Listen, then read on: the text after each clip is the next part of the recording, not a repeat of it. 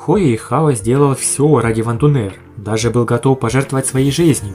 Вот эти трогательные моменты напоминают старый добрый боевой континент. Это эмоциональность и готовность умереть ради другого. Хуэйхао выпил из огненного источника, и его кровь попала на цветок, убитое горем алое сердце. В итоге он получил тяжелейшие травмы и чуть не умер. Если бы не Ван Сюэр, а также энергия скрытых небес и еще много всяких сил в его теле, он умер бы прямо на месте. Просто тело Хуэйхао далеко не обычное. Помимо присутствия в нем предельного льда, также оказывало влияние золота жизни, что просто не давало ему умереть. Но все это он сделал ради любви к Ван Дунер. Даже Ван Сюэр, императорский зверь, была поражена поступком Хуэйхао. Она никак не ожидала, что люди способны на такие жертвы.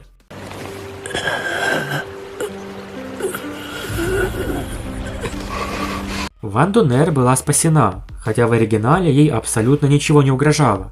И это испытание должно было проверить искренность чувств Хуэйхао. В принципе, Тан Сан, придумывая такое задание, совсем не ожидал, что Хуэйхао будет пить воду из источника Ян, что приведет к таким тяжелейшим последствиям. Если бы не ледяная кровь Хуэйхао, вероятно, все закончилось бы хорошо. Ван Дунер, как жена, заботилась о Хуэйхао. Она его кормила лекарствами и ухаживала, пока он не очнулся. Старейшина Джоан использовал свои целительные способности и зеленые лозы, чтобы исследовать состояние Хуэйхао. Он был серьезно ранен. Его внутренности обожжены, а внутренняя духовная энергия в беспорядке из-за конфликта между предельным льдом и огненной энергией, которая не принадлежала ему. Единственное, что поддерживало его жизнь, было золото жизни и энергия небес и земли. Старейшина Сюаньцзы был очень рассержен, ведь Хуэйхао поступил крайне безрассудно. Он отправился за цветком, никому ничего не рассказал, и чуть не погиб там. Внешние травмы Хуэйхао уже зажили через 10 дней. Даже его обожженные руки и голосовые связки были восстановлены. Однако турнир приближался, но Хуэйхао еще не проснулся. Когда приходила Ван Сюэр, чтобы проведать его, Ван Дунер не возражала. Время шло, и все ближе подступал турнир. Отсутствие Хуэйхао сказывалось на боевом духе команды, ведь он был ее главным мастером духа. Команда Академии Шрека в это время вовсю тренировалась, готовясь к турниру. Однажды вечером, как обычно, Ван Дунер подошла к Хуэйхао и начала говорить о своем дне. Она рассказала, что съела много еды в столовой, переживая, что может поправиться. Вспоминала, как он был неуклюжим, живя с ней, не подозревая, что она девушка. Закончив, она достала лекарство, положила таблетку себе в рот и по привычке осторожно передала ее Хуэйхао с помощью поцелуя. Однако в этот раз губы Хуэйхао зашевелились. Он смотрел на Ван Дунер. Да, Хуэйхао наконец очнулся, но его состояние было крайне плачевно.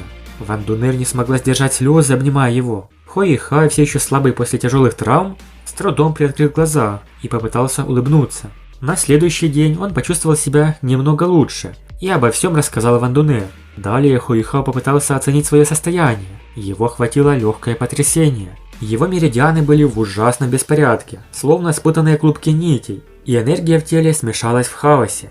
Энергия огненного источника, его духовная сила и силы Снежной Императрицы находились в нестабильном равновесии. Внешне он выглядел почти здоровым, но это было иллюзией. Его состояние было настолько хрупким, что любое вмешательство могло поставить под угрозу его жизнь. Старейшина Джоан и Сюаньцзы, поняв масштабы разрушений, признали, что в этом состоянии лечить его невозможно. Если равновесие энергии в его теле нарушится, он сразу же умрет.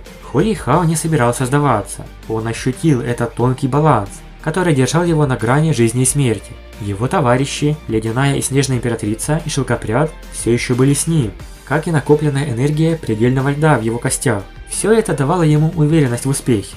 Сумеет ли Хуэйхао восстановиться? Пусть он не мог даже пальцами пошевелить, но его ментальное состояние и духовные способности оставались нетронутыми и даже стали сильнее, а его духовные глаза подверглись новой эволюции. Старейшина Сюань и другие, узнав, что Хуэйхао очнулся, были счастливы. Через 3 дня Хуэйхао почувствовал, что его духовная энергия стала стабильной. Он открыл глаза и смог увидеть весь остров морского бога в мельчайших деталях. Ван Дунер тоже ощутила это через духовное обнаружение. Тем временем старейшина Сюань обедал в своей комнате, когда неожиданно перед ним появилось улыбающееся лицо. Это был Хуэйхао, проявивший свое духовное проекционное изображение. Контроль Хуэйхао над своей ментальной силой уже превзошел даже Сюаньцзы. Он мог своей проекцией передвигаться по острову морского бога вне тела. Это удивительно, по сути его ментальная сила уже могла сравниться с титулованными. Сюань Цзи, титулованный 98 ранга, мог создавать подобные ментальные проявления, но не мог поддерживать их на расстоянии, поэтому уровень контроля Хуихао поразил его. Кстати, старейшина Сюань упомянул о наказании для Хуихао за его опрометчивое поведение. Несмотря на успехи, то действительно нарушил правила Академии, поставил свою жизнь под угрозу. Его временно исключили из числа членов павильона Морского Бога. Это решение было принято ради сохранения порядка и дисциплины в Академии. Ведь Хуихао был назначен будущим главой. Хуихао стал разрабатывать план лечения, используя свою ментальную силу для оценки состояния тела.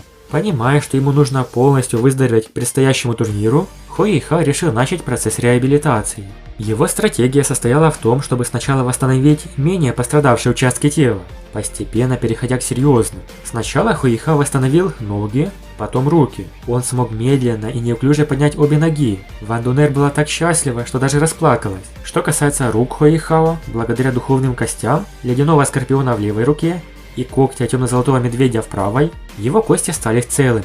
После восстановления меридиан настала очередь удалить огненный яд, оставшийся от контакта с водой из огненного источника. Этот яд был смертельно опасен и находился слишком близко к сердцу. Старейшины решили, что единственный выход – вскрыть грудь Хуихао. В этом также участвовала Снежная Дева. Она начала процесс, аккуратно прикоснувшись к его груди. Затем создала ледяной кинжал, который был острым как бритва. Ван Дунер не смогла смотреть на это и отвернулась, в страхе за Хуихао. Снежная Дева осторожно погрузила кинжал в грудь, и огненный яд тут же вырвался наружу.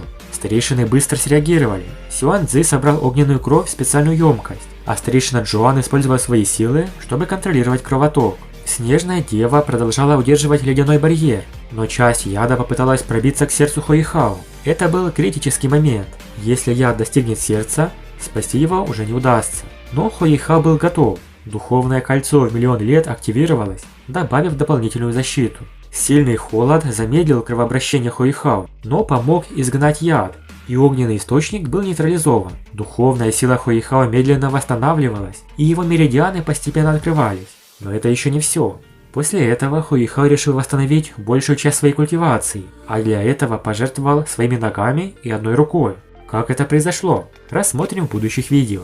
Большое спасибо за просмотр, подписывайтесь на канал и всем пока!